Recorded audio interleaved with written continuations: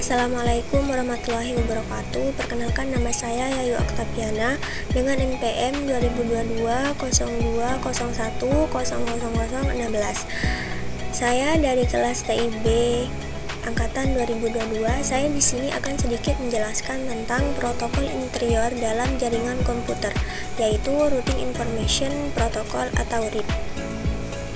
Langsung saja. Definisi protokol interior. Protokol interior atau IGP adalah protokol routing yang digunakan untuk mengatur pertukaran informasi routing antar router yang berbeda dalam satu autonomous system atau jaringan yang berada di bawah kendali administratif yang sama. IGP berfungsi untuk menghubungkan dan mengelola routing antar jaringan internal dalam satu organisasi seperti jaringan perusahaan, kampus, atau ISP internal.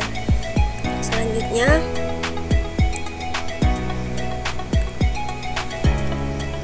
tujuan protokol interior. Yang pertama adalah mengatur routing dalam satu autonomous system sehingga router-router dalam jaringan internal tersebut dapat saling bertukar informasi dengan jalur secara otomatis. Yang kedua adalah menemukan jalur terbaik atau best path untuk mengirimkan data antar subnetwork dalam jaringan internal. Yang ketiga adalah memperbarui tabel routing secara dinamis, di mana ketika terjadi perubahan topologi jaringan seperti penambahan atau kegagalan link. Yang keempat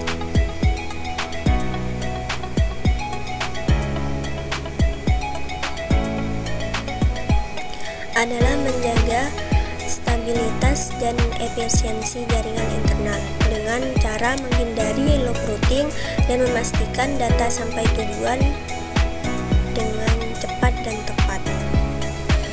Selanjutnya adalah lingkup protokol interior. Lingkup protokol ini digunakan untuk mengatur pertukaran informasi routing di dalam satu autonomous system, yaitu jaringan yang berada di bawah kendali administratif dan teknik yang sama. Lingkup ini mencakup jaringan internal organisasi seperti perusahaan, kampus, kantor cabang, dan ISP yang mengelola terpusat. Selanjutnya adalah fungsi protokol interior. Yang pertama, membangun dan memelihara tabel routing yang berisi informasi jalur ke berbagai jaringan tujuan di dalam autonomous system. Yang kedua adalah mengirimkan dan menerima update routing, yaitu secara berkala atau saat terjadi perubahan topologi. Yang ketiga, memilih jalur terbaik berdasarkan metrik tertentu seperti hop count, bandwidth, delay, atau kombinasi metrik.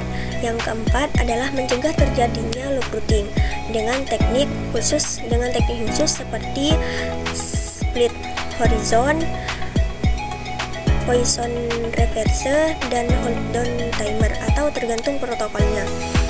Yang kelima, memfasilitasi konfigurasi jaringan agar semua router memiliki informasi routing yang konsisten dan terbaru. Selanjutnya adalah perbedaan protokol interior dan protokol eksterior.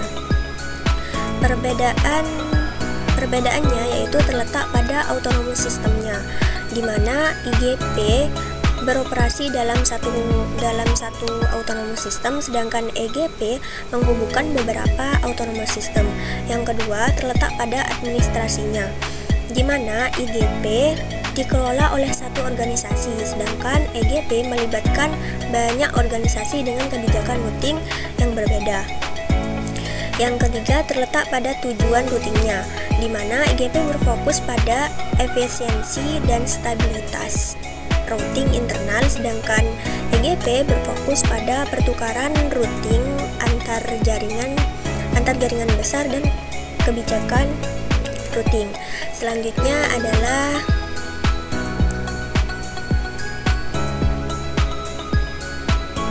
definisi Routing Information Protocol atau RIP. RIP adalah salah satu protokol routing tertua yang menggunakan algoritma distance vector. RIP bekerja dengan cara menghitung jumlah hop atau lompatan dari satu router ke router lainnya hingga mencapai tujuan. Setiap hop atau lompatan dihitung sebagai satu satuan jarak, dan rute dengan jumlah hop atau lompatan paling sedikit akan dipilih sebagai jalur terbaik. Selanjutnya adalah fungsi Information Protocol. Yang pertama, menentukan rute terbaik dengan menghitung jumlah hop atau lompatan terkecil. Yang kedua, bertukar informasi routing antar router secara berkala setiap 30 detik. Yang ketiga, perbarui tabel routing secara otomatis jika terjadi perubahan topologi. Yang keempat adalah mencegah terjadinya routing loop dengan teknik split horizon dan Poisson reverse. Selanjutnya, kelebihan dari RIP sendiri adalah yang pertama, yaitu sederhana dan mudah dikonfigurasi. Dalam artian, RIP sangat mudah diimplementasikan sehingga cocok untuk pemula atau jaringan kecil. Yang kedua adalah otomatisasi yang dimana router secara otomatis bertukar informasi routing tanpa perlu intervensi atau campur tangan manual. Yang ketiga adalah kompatibel, yaitu dukungan oleh hampir semua perangkat jaringan, baik yang lama maupun yang baru.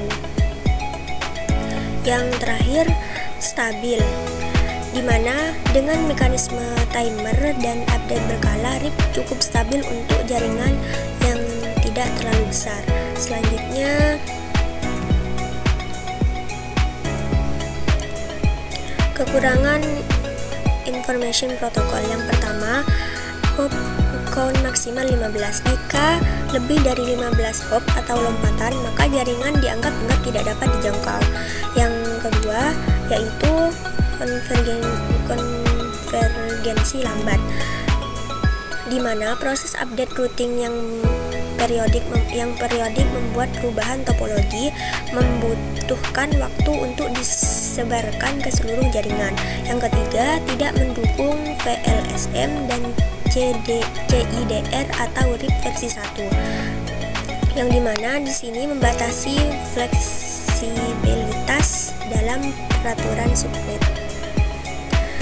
Yang terakhir adalah kurang efisien untuk jaringan besar karena keterbatasan hop dan konversi yang lambat.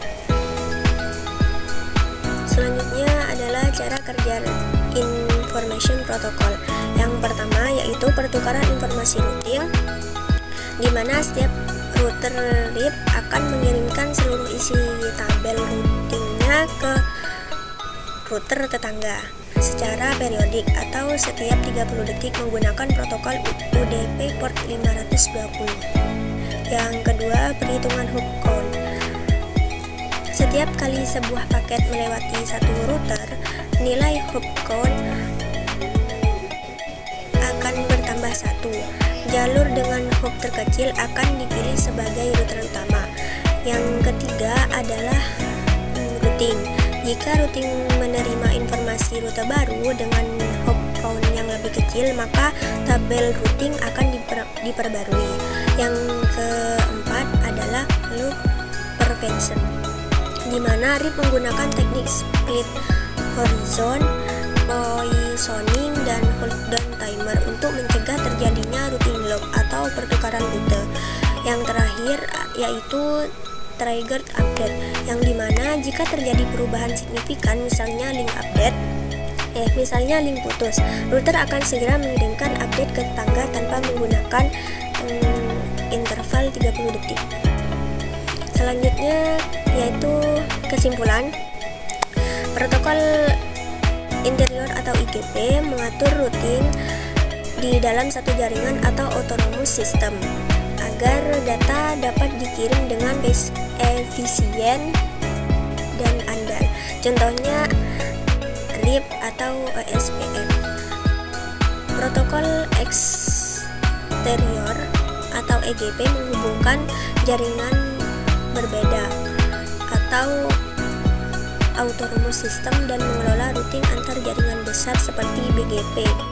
Perbedaan keduanya terletak pada lingkungan penggunaan dan cara pengambilan keputusan routingnya. Pemilihan protokol yang tepat penting untuk menjaga kinerja dan stabilitas jaringan. Baik, mungkin hanya itu saja yang dapat saya sampaikan. Kurang lebihnya